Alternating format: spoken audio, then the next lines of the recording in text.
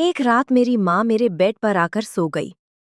मुझे लगा कि मेरी पत्नी है, इसलिए मैंने उस रात अपनी माँ को ही अपनी पत्नी समझकर वह सब कुछ किया जो मुझे नहीं करना था।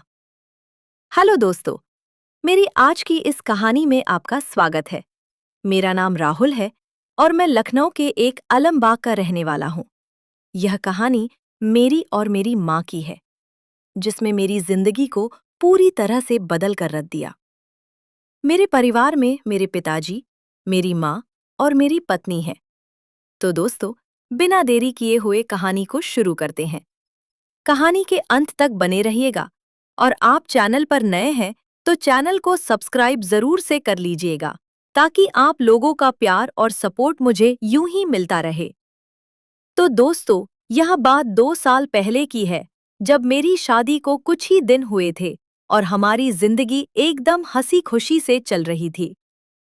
मेरे पिताजी की उम्र हो चुकी है, इसलिए वे अब घर पर ही आराम करते हैं और मैं एक कंपनी में जॉब करता हूँ। हमारा एक छोटा सा घर है, जिसमें 2 कमरे हैं। एक घर आता तो मेरी पत्नी के लिए खाना लगाती और फिर हम खाना खाकर सो जाते थे। एक रात मैं पानी पीने उठा तो मैंने देखा कि माँ के कमरे से कुछ आवाजें आ रही थी। माँ कह रही थी, मेरी तो जिंदगी ही खराब हो गई जिस दिन तुमसे शादी हुई थी। तुमने आज तक मुझे वह सुख नहीं दिया जो मुझे चाहिए था। मैं हमेशा अपना मन मार के ही सो जाती हूँ। कभी कभी तो मैं तुम्हें कहती ही, तब पता नहीं यह लड़का भी कैसे हो गया। काफी दर बहस के बाद वहां से आवाज आना बंद हो गई। फिर मैं पानी पीकर अपने कमरे में जाकर बेड पर लेट गया। मुझे अब नींद नहीं आ रही थी।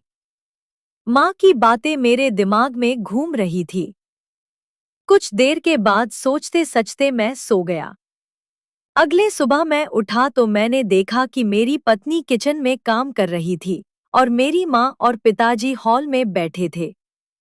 लेकिन माँ का चेहरा उतरा हुआ था। तो मैंने पूछा, क्या हुआ माँ, आप कुछ उदास सी लग रही हो। माँ ने कहा, कुछ नहीं बेटा, बस ऐसे ही। मैं समझ गया, लेकिन मैंने कुछ नहीं कहा और तैयार होकर अपनी पत्नी को बाय बोलने के लिए किचन में गया। किचन में जाकर मैंने पीछे से उसे गले लगा लिया और उससे प्यार भरी बातें करने लगा। तभी मेरी माँ भी किचन में आ गई।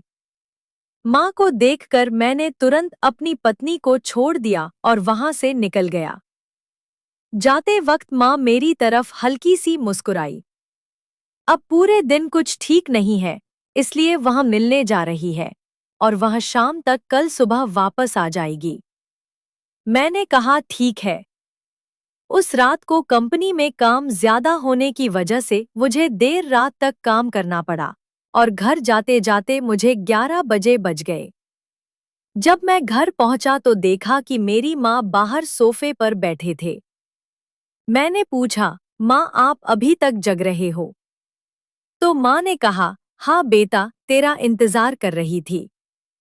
मैंने कहा, माँ मैंने बताया था ना कि मैं लेट जाऊंगा। आप लोग सो जाना। माँ ने कहा, मुझे नींद नहीं आ रही बेटा, इसलिए सोचा तेरे आने तक यही बैठूंगी। फिर माँ ने मेरे लिए खाना लगाया और खाना खाने के बाद मैं अपने कमरे में चला गया। कमरे में जाते ही मेरी माँ मेरे लिए दूध लेकर आई, जैसे रोज मेरी पत्नी मुझे लेकर आती थी। मैंने कहा, माँ अब क्यों तकलीफ की? माँ मेरे पास बैठ गई और बोली, इसमें तकलीफ की क्या बात है बेटा? रोज तेरी पत्नी भी तो तुझे पिलाती है, आज मैं पिला दूंगी।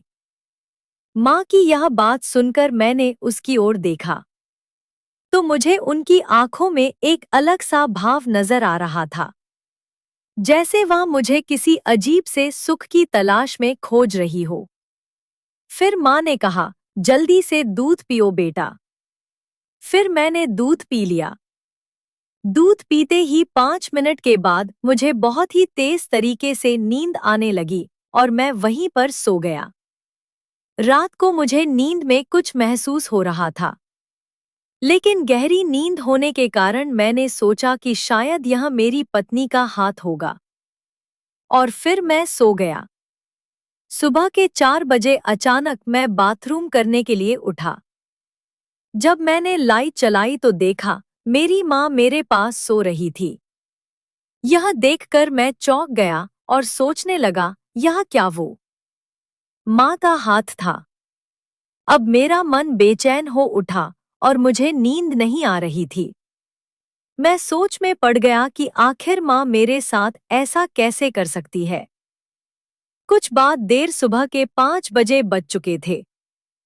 तभी माँ चुपचाप उठी और मेरे कमरे से बाहर चली गई।